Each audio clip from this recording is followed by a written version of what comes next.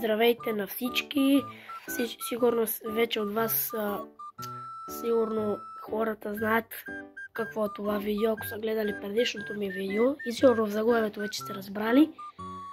Но в миналия клип показах как моя капан за гълъби, за птици, за всеки такива работи. И искам да ви покажа какво съм уловил с него и да ви покажа, че той работи. Тук съм го сложил, ето в този кашон, гълъбът Гугла. Може да е смешно, именно така съм го кръстил, гълъбът Гугла.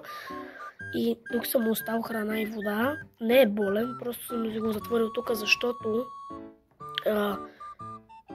ще таковам. Ще го оставя при моето... Чакайте, че тук нещо стана. Аз имам още един гълъб, който е пак такъв като него градски. Такива градски гълъби се наричат гутове. И аз имам един мъжки, той мисля, че е женски, 100% е женски, защото вижте какъв е по-слаб и не е много буен, не бега много, мирен е, кротък е, а ония е по-голям, по-дебел и се ежи, това значи, че е мъжки, а този е женски.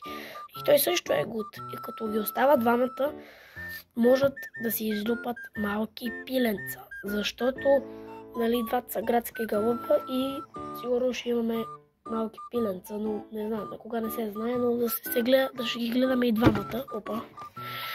И да, сега мисля да го преместа от този кашон, защото му е доста тесно.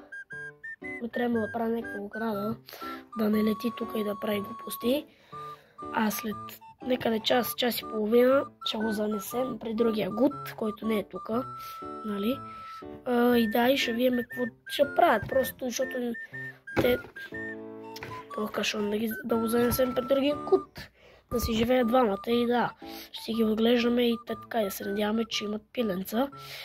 И да, ето го, гълъбът Гугла, малко е.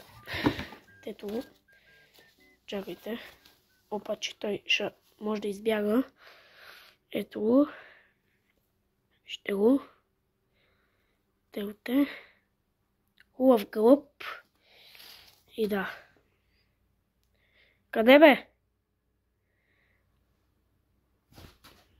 Оп, отида на леглото. И да, ако това видео ви е харесало, дайте лайк, сабскрайб и напишете някой коментар. Ай!